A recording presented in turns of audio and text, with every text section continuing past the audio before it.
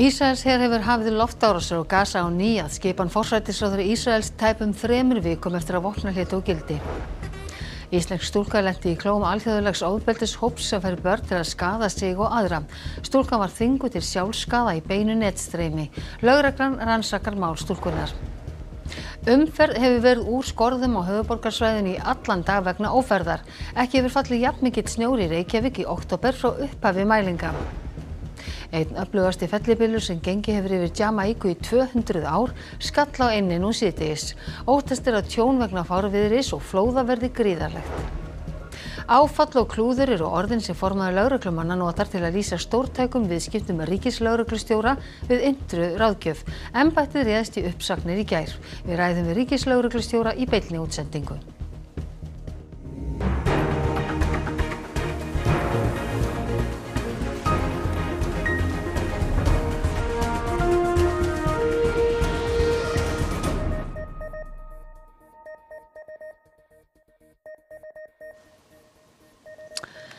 Komið sæl.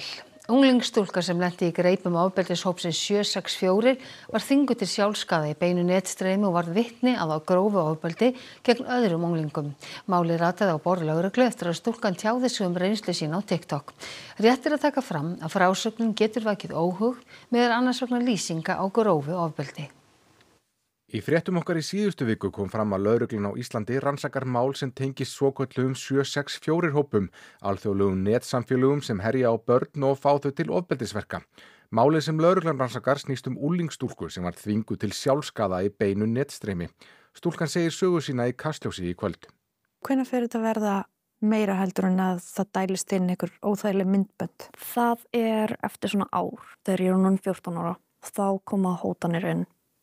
Þar sem að ég þarf að gera hluti við sjálf á mig eða að ég þarf að gera eitthvað við gæludýrin mín. Ég komst alltaf frá því að gera eitthvað við þau og náði bara að skera mig sjálfa frekar. Hvað varstu beðin að gera? Til dæmis bara það að skera eða skrifa nöfnin þeirra á líkamann minn, klippa hárið mitt, kveikja í hárinu, skera mig, setja blóð á veggina og gólfin og síðan oftast bara nektarmyndir eða setja hníf inn í mig eða skæri. Ég var orðin vönusu eftir svona nokkra mánuði en ég var hrædd mest allan tíman út af ef ég myndi ekki gera þetta þá myndi ég bara hóta. Myndi hóta að dreifa öllu til fjölskyldur eða skólans. Myndi hóta að koma til Íslands og ræna mér eða selja mig og bókstaflega bara kúga mig þar til að ég gat ekki meira. Hvað hefur þú áhyggjur af eftir að þú búin að heyra allt það sem dótturinn hefur séð? Andlegu heilsunni. Hún er ekki sú besta. Hún er hjá sálfræðingi. En þegar að barn hefur lent í öllu þessu og séð allt þetta sem hún hefur séð, þá spyr maður sig bara í rauninni hvernig verður framtíðin. Ef þú eða einhver sem þú þekkir glímir við sjálfsvígshugsanir eða sjálfskaðandi hegðun, þá má alltaf hafa samband við PETA-samtökin PETA.is og í síma 552 22 18. Þá er hjálparsími Rauða krossins opinn allan sólarhringinn í síma 17 17 og netspjall á heimasíðunni 1717.is. Benjamin Netanyahu, við erum komin að annarri frétt. Benjamin Netanyahu, forsætisráðherra Ísraels, hefur skipað hernum að hefja aftur stórfelldar árásir á Gaza. Hann sakar Hamas-samtökin brot á samkomulagi vopnahlé sem tók gildi fyrir tæpum 3 vikum. Nú Ólöf Ragnarsdóttir, við vorum bara að fá þessar fréttir. Já, hvað er að gerast núna? Hvað getur þið sagt okkur? Hvað vitum við núna? Sko, þetta hefur gerst mjög hratt. Það var bara núna seinna partinn sem að bárst fregnir af því að Netanyahu væri búin að fyrirskipa hernum að hefja aftur árásir. Og svo núna síðasta klukkutíman eða svo, þá hafa íbúar á Gaza sagt frá umfangsmiklum loftárásum. Við vitum svo sem ekki alveg hversu umfangsmiklar þær eru, en svona nánast svona miklum sprengjugn í allavega í Gazaborg. Þannig að við vitum að það er allavega einhverjar árásir hafnar. En svo er það sem að skiptir miklu máli í þessu samhengi er hvað segja Bandaríkin. Af því að við vitum það að Bandaríkin eru helsti stuðningsaðili Ísraels og þau svona áttu milligöngu þetta vopnahlé og bara núna eiginlega bara klukkan 7 þegar við vorum að fara í loftið þá tjáði J.D. Vance, varaforseti Bandaríkjanna, segir þetta og hann gerir svolítið svona lítið úr þessu og segir já, það verða skærur en þetta vopnahlé mun alveg halda þannig að það kannski gefur einhverja von að þetta verði allavega ekki meira og fara ekki í sama svona hryllilega horf. En flestir hljóta að spyrja sig því af hverju þetta að gerast núna? Já, það einhverjum tvennt sem hefur gerst í dag og í gær. Það sem sagt í dag bárust fregnir af því að það hefur verið skotið á ísraelska hermenn inn á Gaza og ísraelsk stjórnvöld kenna Hamas-samtökunum það og utanríkisráðherrann minnir mig alveg örugglega, hann sagði opinberlega, sagði svona í fréttum að Hamas-samtökin muni fá að gjalda fyrir þetta dýru verði. Þannig að það svona eitthvað svona sem að gefur tilefni til þess að halda að þetta verði eitthvað stigmögnun en síðan aftur, þetta frá J.D. Vance, það kannski gefur okkur tilefni til þess að svona geta allavega haldið í vonina með þetta fara ekki aftur út í þetta hræðilega stríð sem var. Og svo það líka sem sagt rifrildi gíslana eða líkamsleifar þeirra gísla sem að enn eftir að skila. Það hafi verið svona misbrestur á því og það svona líka eitt af stóru ágreiningsefnunum. Ólöf Ragnarsdóttir, þetta skýrist nú sennilega ekki strax en kannski á næstu klukkustundum. Takk fyrir að koma og útskýra þetta fyrir okkur hér með engum fyrirvara. Og að öðru. Háar greiðslur ríkislögreglustjóra til ráðgjafafyrirtækisins Indra eru mjög einkennilegar í ljósi sífellds niðurskurðar og aðhalds, segir formaður Landssambands lögreglumanna.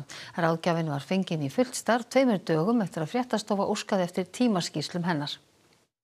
Þetta auðvitað svona pínu áfall fyrir lögreglustéttina því að við erum búin að fá þær fréttir endalaust að það sé niðurskurður hjá lögreglunni og sparnaður og gæti aðhalds og ríkislögreglustjóri meðal annars hefur tilkynnt okkur eins og í síðustu stofnanasamningum að þau var að skera niður og ætti ekkert auka fé til að hækka laun lögreglumanna. Þannig auðvitað kemur þetta svona illa við lögreglumenn. Í umfjöllun Fréttastofu í gær kom fram að Indra ráðgjöf þar sem Þórunn Óðinsdóttir eigandi og eini starfsmaðurinn hefði fengið 160 milljónir frá ríkislögreglustjóra á 5 árum fyrir ýmis störf og viðvik. Allt frá innleiðingu lean management og gerð skipurits yfir í myglurannsóknir, innréttingar og húsnæði og skreppitúra í rúmfattalagurinn. Við erum með reglur útboð og annað slíkt sem eiga að tryggja ákveðna umgjörð mála í þessum efnum. Þannig að fyrstu viðbrögð kannski að þetta slæri mig ekki sem góð meðferð á opinberu fé en þetta verður bara tekið til skoðunar núna til að sjá hvernig í þessu máli liggur og ég reikna með því að eiga samtal við ríkislögreglustjóra til að ná betur utan þetta mál og fá fyllri mynd. Embætti ríkislögreglustjóra brást við umfjöllun Fréttastofu í gærkvöld með yfirlýsingu þar sem það var harmað að verkin hefðu ekki verið boðin út og greint frá því að Þórunn hefði nýverið ráðin tímabundið í fullt starf, enda væri það hagkvæmara. Í svari við fyrirspurn Fréttastofu í dag segir upplýsingafulltrúi embættisins að Þórunn hafi verið ráðin 5. september. Það 2 dögum eftir að Fréttastofan óskaði eftir að fá afhentar allar tímaskýrslur Indru ráðgjafar. Þetta virkar auðvitað á mann eins og eitthvað klúður þegar maður heyrir þetta svona að eitthvað hafi látið bara viðgangast heil lengi án eftirleysi. Fréttastofa ræddi við Guðmund Björgvin Helgason ríkisendurskoðanda í dag sem vildi ekki tjá sig hvort til stæði að hefja frumkvæðisathugun. Málið benti hins vegar til þess að eftirlit bæði ríkislögreglustjóra og ráðuneytisins hefði verið í ólagi. Það nú kannski það skrýtni í þessu að ríkislögreglustjóri fer fram að auka fjárveitingu til þess að geta haldið sérsveitarnámskeið. Og svo fjárveiting í rauninni lægri en þeir eru að borga þessum ráðgjafa til bæ. Þannig að hann finnst það mjög einkennilegt að segjast skorta fé, þurfa auka fjárveitingu, þeir að leita hér til Landssambandsins í sjóði eftir að geta þjálfað sér starfsfólk. Og svo sé ekki betur þá farið með fjármunina en þetta. Sigríður Björk Guðjónsdóttir, ríkislögreglustjóri, velkomin til okkar hingað. Það kom fram í speglinu núna rétt á og annað þitt embætti að við þurfum að grípa til uppsagna í sparnaðarskyni. Er það rétt og hversu mörgum hefur verið sagt? Já, það er rétt. Við erum dálítið ólíkt embætti með við önnur lögregluembætti. Við erum með kringum 3,8 milljarða í veltu. Á síðasta ári vorum við með 11,7 milljarða. Þar sem við vorum meðal annars að byggja varnargarða utan Grindavík, taka upp teysera, fjölga nemendum og ýmislegt fleira. Þannig að við erum svona svolítið eins og harmonika og til dæmis í Grindavíkumálinu þá voru kringum 160 starfsmenn hjá okkur sem voru bara að vinna í því verkefni. Hvað var mörgum sagt upp núna? Núna erum við erum búin að vera með ráðningabann núna í, einhverja 6 mánuði og alls verða þetta í kringum 22 stöður sem við fækkum Já. En skýtur það ekki svona þínum að þið skökku við að þessi gripi til þess að aðgerða á sama tíma og við heyrum þessar fréttir af 20 milljóna viðskiptum, embættis sem við ráðgjafa fyrirtæki ýmiss konar þjónustu og vöru? Alls ekki, vegna þess að þessi aðferðafræði, Lean, sem í rauninni verkefnastjórnun, sýnir bara hversu mikið fjölbreyttum verkefnum við erum með og einmitt það að geta vaxið og minnkað eftir þörfum. Við sáum ekki fyrir allt sem gerist í almannavörnum og mjög mikið af verkefnum sem koma bara í fangið okkur og fjármögnuð, alltaf með sama fólki. Þið finnst þetta ekki skjóta skokkum? Nei, mér finnst það ekki, vegna þess að ég er ekki vissum að við hefum bara geta sinnt alveg þessum verkefnum sem við höfum sinnt, tekið og unni hratt og örugglega nema að því að við notum þessa aðferðafræði og þá með ráðgjafa. Út af því að þið fenguð þessa ráðgjöf frá þessu fyrirtæki? Við fengum ráðgjöf sem nú heitir Lean ráðgjöf, sem í rauninni það að geta unni með flókin verkefni og þvert á deildir og einingar. Þannig að við erum ekki bara með lögreglumenn, helmingur okkar starfsfólki erum ekki lögreglumenntaðir, þannig að við erum með mjög fjölbreytta stuðningsstarfsemi við lögregluna. En það kom fram í máli dómsmálaráðherra hér í fréttum okkar áðan að hún ætlaði að ræða þessi mál við þig vegna þess að henni fannst þetta ekki vera góð meðferð og opinberu fé eins og hún sagði sjálf. Eru þið búinir að hittast? Nei, við hittumst líklega á morgun. En við höfum svo sem verið mjög þettu sambandi út af fjármálum embættisins, síðasta bara frá því í febrúar. En hafið þið rætt þennan fréttaflutning sem búin að vera núna? Nei, ekki núna annað en að ég bara upplýsti að ég væri að fara í viðtöl og þetta mál væri, við erum búin að vita í einhver tíma að þetta kæmi og það er margt óheppilegt í þessu, eins og við höfum sagt í okkar tilkynningum. En á heildina litið erum við bara mjög stolt því hvernig þessi verkefnastjórnin hefur farið fram og einmitt gert okkur kleift að bregðast mjög ólíkum verkefnum sem koma upp með litlum fyrirvara. Þannig þú ert stolt af þessu og þetta skýtur ekki skokku við? Nei. Sigríður Björk Guðjónsdóttir, ríkislögreglustjóri, takk fyrir að koma hingað til okkar og svo verður lengra viðtal við á vefnum RÚV.is hér rétt á eftir. Takk fyrir. Takk fyrir. Og þá er það mál málanna í dag, það er veðrið. Ófærð og fannfergi hefur leikið íbúa suðvesturhornsins grátt í dag. Hólmfríður Dagný Friðjónsdóttir, fréttamaður, þú hefur verið á ferðinni síðan snemmi í morgun. Hvernig er færðin núna? Færðin er ennþá mjög þung. Það er auðvitað mikill snjór, mikil hálka og svona klaka þvottabretti eiginlega sem eru svona svipuð stemming eins og vera bara á malarvegi hreinlega. En það er samt sem áður ekkert að veðri núna, allavega ekki á höfuðborgarsvæðinu. En í morgun var mikið fannfergi og snjókoma og erfið færð, vægast sagt, og vanbúnir bílar sem voru til trafala eins og sést og er ennþá, eins og sést bara hérna á Bústaðavegi, þá eru hérna 2 bílar sem er einfallega bara búið að skilja eftir. En það var bíll við bíl tímunum saman eins og Kringlumýrarbraut til dæmis og fólki var svona misskemmt yfir því. Þetta er veturinn kominn. Nú er klukkan 9:30 og við erum hérna á Kringlumýrarbrautinni og fólk er ennþá að silast, líklega bara í vinnuna eða skóla eða hvað sem er og margir sem hafa lent í vandræðum og sitja hreinlega fastir.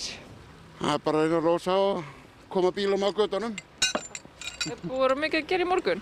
Já, þetta er að byrja núna bara að fullu. Allir að festa sig og við þurfum bara að losa götunum fyrir lögguna bara eins fljótt ef við getum. Af hverju er fólk að festa sig? Ennþá sumardekkjunum. Það er náttúrulega biður í dekkjavegstæðin, þannig. Ertu föst í snjónum? Já, ég ekki skipta testbúinn. Ég kom að vinna hérna. Já, þú ert á sumardekkjum? Já. Og eftir hverju ertu að bíða? Kannski vinur minn kom að hjálpa. Já, skipta test núna. Hæ, já, ég er fastur. Af hverju? Af því ég er ennþá á sumardekkjum og ennþá meira hálkan í bjóst við og er að bíða eftir dráttabíl. Ég fæ alltaf að sleppa í skólan, en það er eitthvað. Ertu með einhver ráð til fólks sem er að leggja af stað núna? Bara ekki vera að fara strax á stað. Það er svolítið svoleiðis. Almannavarnir og lögreglan biðluðu til fólks í hádeginu að vera ekki á ferðina að nauðsynjalausu og hugað heimferð fyrir klukkan 3, þar sem veðrið og færðin færi versnandi. Björgunarsveitir voru kallaðir út til að aðstoða ökumenn. Nóg að gera. Þú rétt að byrja bara. Koma mikilvæg fólki í vinnu og bara, hjálpa öðrum að komast heim. Það bara hættir ekki að snjóa og fólk er á sumardekkjum. og það renna, það kemst ekki upp brekkur og festist í brekkum. Fólk á það líka til að stoppa bara bílinn sem stoppar umferð. Íþróttastarf lagðist niður síðdegis og sundlaugum og bókasöfnum var lokað. Þá voru raskanir á flugi, bæði innan og utanlands. Talsverðar truflanir voru á leiðakerfi strætó þar sem margir vagnar sátu fastir vegna ferðar og tóku farþegar jafnvel upp á því að reyna að ýta vögnunum áfram með handafli.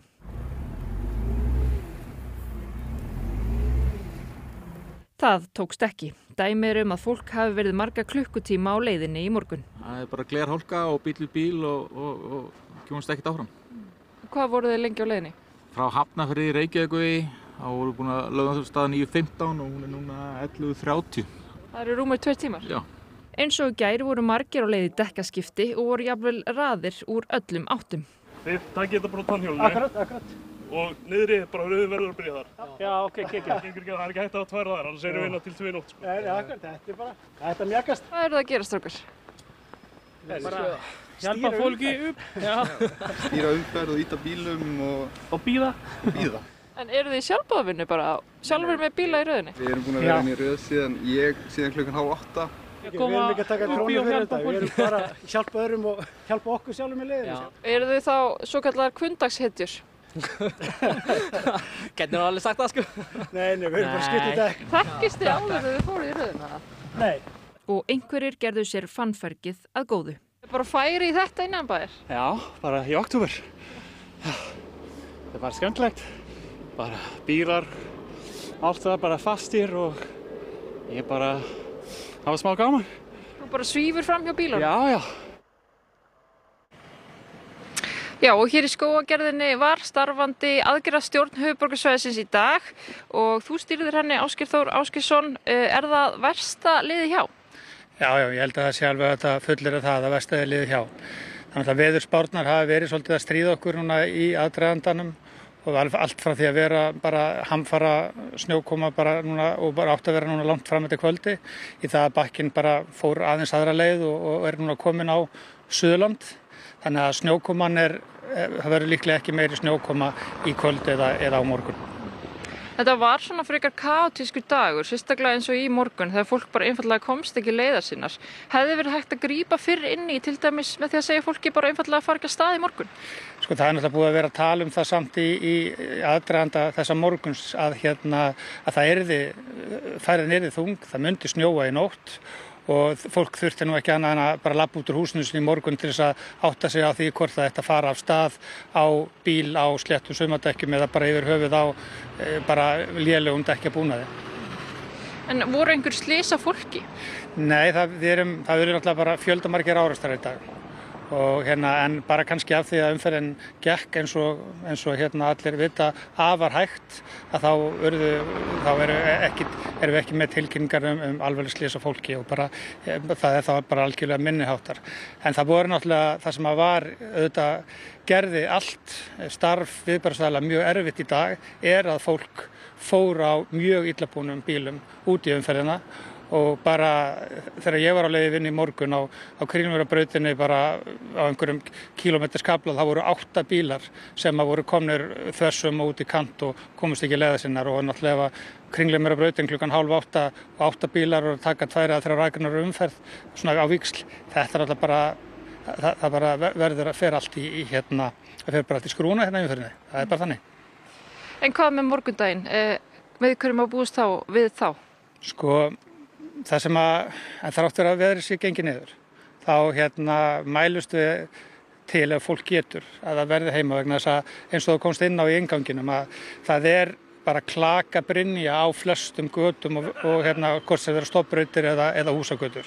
Og það auðvitað núna mikið verk fyrir næstu viðbragðsaðila sem eru stofnanirnar og vegagerðin, sveitarfélögin og verktakarnir að fara að reyna að hreinsa göturnar þannig að umferðin gangi sem best í fyrramálið. En það má algjörlega búast við því það verður frost í nótt og á morgun að það verður hálka líklega í fyrramálið þannig að fólk þarf að ætti kannski að fara fyrir á stað og dreifa aðeins umferðarálaginu en fara afar varlega. Það verður hálka. verður hálka, takk fyrir Ásgeir, og fólk rak upp stóra augu þegar það vaknaði í morgun, enda mjög mikill snjór. Enda segja sérfræðingar Veðurstofunnar að það hafi ekki mælst jafn mikill snjór í október síðan að mælingar hófust eða frá 1921. Þá leggjum við mælistikuna bara svona hér við og lesum af hérna. Og hvað er mikill snjó núna? Núna er 32,5 við þessa stiku hér. Ef við mælum dýptina hérna við þessar 10 stikur og tökum síðan meðaltalið af þeirri mælingu. Við mældum það rétt fyrir 9 í morgun og þá mældist 27 cm. Er það mikið að lítið með október? Það er töluvert mikið við október. Það er metmæling síðan mælingar hófust. Heldur þú sé ekki bara búið að bæta í síðan klukkan 9 í morgun? Jú, það bara heldur áfram að bæta í og verðist alltaf að gera það bara í allan dag. Já, og eins og sést er mikið verk fyrir höndum í snjómokstri. Þeir byrjuðu snjómokstusmennirnir strax klukkan 2 í nótt og munu sannlega halda eitthvað áfram þessa nótt sem er framöndan. Við erum að ryðja húsagötur fyrir Reykjavíkurborg. Hvernig hefur gengið í dag? Gengið ágætlega með að við aðstæður. Mikið af fólki fast og bílum og mjög mikið fyrir okkur raunverulega sko. Og svo náttúrulega fendi beint ofan í allt sem að vera að reyna að gera, slappa ágætlega til. Hefur verið séð svona mikinn snjó í október? Nei. Og við vorum að tala þegar við fórum í morgun með strákarnir að raunverulega mörgum plönum sem vorum að moka sko. Það er jafn mikill snjór bara eftir þann móksturinn eins og var kannski eftir 2 vikur eða jafnvel hátt í 3. viku síðasta viku. Sennilega kom jafn mikið bara í þessari törn eins og kom allan síðasta viku. Já, einmitt. Það er svona tilfinningin allavega. Katrín Agla, kom þetta fannfergi ykkur á Veðurstofunni á óvart í dag, þetta mikla fannfergi? Það var mikil óvissa í spám og við vissum að það gæti snjóa mikið. Við vorum kannski að gera ráð fyrir mestu snjókominni síðdegis í dag. En það snjóaði svona mikið snemma í dag, það kom alveg óvart og við gáum út gula viðvaranir bara fyrirpart dags samstundis þegar komið í ljós hvað stefndi. En appelsínugula viðvaranir þær hafa verið felldar úr gildi en gular eru enn í gildi? Akkurat, þetta mikla úrkomumagn sem við vorum að gera ráð fyrir seinnipartinn, það virðist ekki vera að skila sér. Bakkinn er bara haldinn til austurs og lægðin náði ekki að komast nógu mikið inn á land til að myndi snjóa svona rosalega mikið seinnipartinn eins og spár voru að gera ráð fyrir. Þannig að við settum þessar appelsínugulu viðvaranir niður á gult bara vegna fæðarinnar og gæti verið einhver skafrenningur í kvöld. En já, það er bara búið að draga verulega úr veðrinu í kvöld. En það sem allir bíða eftir, hvernig er útlitið í kvöld, í nótt og í fyrramálið og það er eins og framkom hér áðan? Einfríði dagni og hvernig bara upp á það að fara til vinnu og svo framvegis. Akkurat, já. Þessi bakki er að halda til austurs og verður yfir Suðausturlandi á morgun. Við gerum ráð fyrir að létti til á höfuðborgarsvæðinu á morgun og suðvesturhorninu. Verði bara bjartviðri í fyrramálið en auðvitað verður áfram þungfærð og snjór á vegum og kalt í veðri. Þannig að fólk þarf að fara varlega í morgunumferðinni. Þannig eins og kom fram hérna áðan snjór og hálka og fólk biður að fara varlega en á það fólk að halda sig heima? Já, nei, ég hugsa nú fólk geti farið í umferðina eða á velbúnum bílum, en bara einmitt að fara varlega. Já. Katrín Agla, takk hérlega fyrir þetta og þú fer betur yfir þetta í lok fréttatímans. En við ætlum að halda okkur áfram við veðrið en hins vegar förum út í heim því fellibylurinn Melissa skall á Jamaiku síðdegis. Melissa er öflugasti bylur sem gengið hefur þar yfir síðan mælingar hófust fyrir nærri 200 árum.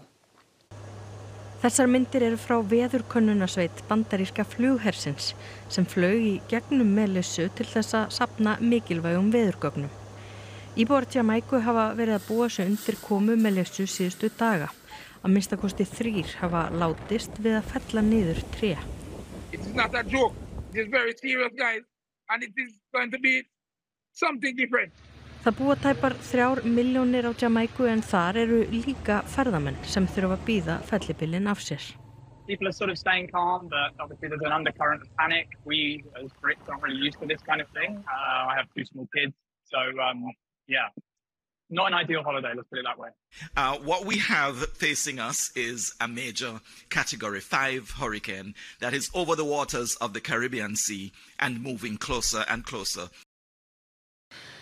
Fellibyljir eru sérlega krappar lægðir sem myndast yfir heitum höfum hitabeltisins og á jöðrum þess. Þeir valda árlega gríðarlegu tjóni þar sem þá ber yfir, bæði vegna fárviðris og flóða. Fellibyljum má skipta í 5 flokka eftir styrkleika. Í fyrsta flokki vindhraði 33 til 42 metrar á sekundu og tjón oftast lítið. Í öðrum flokki allt að 49 metrar á sekundu og tjón all mikið. Vindhraði getur náð 57 metrum á sekundu í þriðja flokki og tjón oft mikið. Í fjórða og næst síðasta flokki vindhraði 58 til 70 metrar á sekundu og tjón mjög mikið. Í fimmta flokki vindhraði yfir 70 metrum á sekundu og tjón fádæma mikið. Melissa fellur í þennan síðasta flokk. Melissa var enn 5. stigs fellibylur þegar hún gekk á land. Vindhviður mældust 80 metrar á sekundu. Það var klukkan 5 síðdegis, þá var klukkan að slá 12 að hádegi að staðartíma. Umfang tjónsins ekki ljóst að svo stöddu en líkur á að það verði umtalsvert. Að minnstakosti þriðjungur þjóðarinnar þegar án rafmagns og óttast að manntjón gæti orðið mikið. Stjórn Orkuveitunnar ræddi áhrifin af skertri framleiðslu Norðuráls á fundi í gær. Ótímabært að segja til hver áhrifin verða á Orkuveituna eða arðgreiðslur hennar, segir forstjórinn. Norðurál einn stærsti viðskiptavinur Orku náttúrunnar, dótturfyrirtækis Orkuveitunar. Hversu mörg megavött eða hversu hátt hlutfall raforkuframleiðslu Orkuveitunar fer til Norðuráls trúnaðarmál. Í vor skrifuðu Orkuveitan og Norðurál undir 5 ára samning sem tekur gildi á næsta ári en 2 samningar í gildi núna. Þetta graf alvarlegu viðburður fyrir Norðurál og þjóðarbúið, þannig að við vorum að fara yfir stöðuna á stjórnarfundi í gær. Það útlitið slæmt? Við erum enn að greina stöðuna og það ótímabært að vera að tjá sig hver áhrifin geta verið. Gefur samt ekki auga leið ef þetta einn af stærstu viðskiptavinunum að tekjur Orkuveitu samstæðunar það dragi úr þeim? Já, það vissulega þannig að þetta mun hafa áhrif en það ótímabært að vera að tjá sig hver áhrifin verða á þessu stigi. Líklega kemur í ljós innan 2 vikna hvenær og hvernig Norðurál getur lagað bilunina. Fyrirtæki gerir ráð fyrir að rekstrartryggingar ná yfir tapið. Norðurál samkvæmt einum samningi við Orkuveituna skylt að kaupa ákveðið hlutfall af raforku hvort sem hún notuð eða ekki. Sævar Freyr gerir ráð fyrir að það komi Orkuveitunum til góða. Reynt verður að selja öðrum umfram orkuna. Reykjavíkurborg langstærsti hluthafinn í Orkuveitunni og fékk 6 milljarða króna í arðgreiðslur á þessu ári. Fjárhagsáætlun borgarinnar fyrir næsta ár efni borgarráðsfunda á fimmtudaginn og föstudaginn. Það sömuleiðis ótímabært að vera að tjá sig að þetta hafi áhrif á arðgreiðslur. Þetta bara verkefni sem við erum að vinna með í augnablikinu og höfum fulla trú á að við getum unnið úr því á farsælan hátt. Ísland og Noregur eru mikilvægir bandamenn þrátt fyrir að vera ekki í Evrópusambandinu, segir Ursula von der Leyen, forseti framkvæmdastjórnar ESB. Von der Leyen gestur á Norðurlandaráðsþinginu sem hófst í Stokkhólmi í morgun. Þingið stendur til 30. október. Von der Leyen var spurð hvort það væri vandamál að Ísland og Noregur standi utan ESB. It is a vital asset to our security in the European Union to have Norway and Iceland by our side. Because if we think about European security, we have to think about continental scale. Of course, both Nordic countries, Norway and Iceland, are also members of NATO, and we are working very closely with NATO. Iceland and Norway have always been a part of the European family, even though we're not fully integrated into the EU. It's been a very, very valuable partnership for us, and I don't see that changing. But we are aware of our strategic position. I mean, our value add when it comes to, for example, NATO has always been where we're situated geographically. And I would be of the understanding that the EU is aware of that as well. Og þá ætlum við að sjá hvað ber hæst í íþróttum kvöldsins. Vetrarveðrið gerði vart við sig á Laugardalsvelli og þessi mikla úrkoma var til þess að leik Íslands og Norður-Írlands í umspilu sæti í A-deild þjóðadeildarinnar var frestað. Eysteinn Pétur Lárusson, framkvæmdastjóri KSÍ, kemur til okkar og ræðir atburðarás dagsins og hver næstu skref verða. Ekki missa af íþróttum hér eftir andartak. Og það var helst í þessum fréttatíma að Ísraels her hefur hafið loftárásir á Gaza á ný að skipan forsætisráðherra Ísraels, tæpum 3 vikum eftir að vopnahlé tók gildi. Íslensk stúlka lenti í klóm alþjóðlegs ofbeldishóps sem fær börn til að skaða sig og aðra. Stúlka var þvinguð til sjálfsskaða í beinu netstreymi. Lögreglan rannsakar mál stúlkunnar. Umferð hefur verið úr skorðum á höfuðborgarsvæðinu í allan dag vegna ófærðar. Ekki hefur fallið jafnmikill snjór í Reykjavík í október frá upphafi mælinga. Einn öflugasti fellibylur sem gengið hefur yfir Jamaíku í 200 ár skall á eynni nú síðdegis. Óttast að tjón vegna fárviðris og flóða verði gríðarlegt. Áfall og klúður eru orðin sem formaður lögreglumanna notar til að lýsa stórtækum viðskiptum með ríkislögreglustjóra við innri ráðgjöf. Ríkislögreglustjóri segir það ekki skjóta skökku við að á sama tíma sé ráðist í uppsagnir hjá embættinu. Þessum fréttatíma er að ljúka og það komið að íþróttum og veðri að sjálfsögðu og svo Kastljósi. Næstu fréttir í útvarpi klukkan 10 í kvöld og nýjustu fréttir má alltaf finna inn á RÚV.is. Leið og við minnum ykkur á að fylgjast vel með öllum fréttum af veðri og alls ekki leggja stað út á vanbúnum bílum. Þá þökkum við ykkur samfylgdina þar sem af þessum degi. Verið sæl.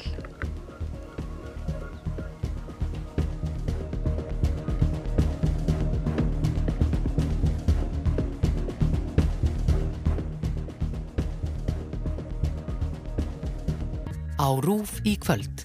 Ljóðaland. Eva María Jónsdóttir og Pétur Blöndal fara í rannsóknarleiðangur og draga fram þræði ljóðsins í íslensku samfélagi.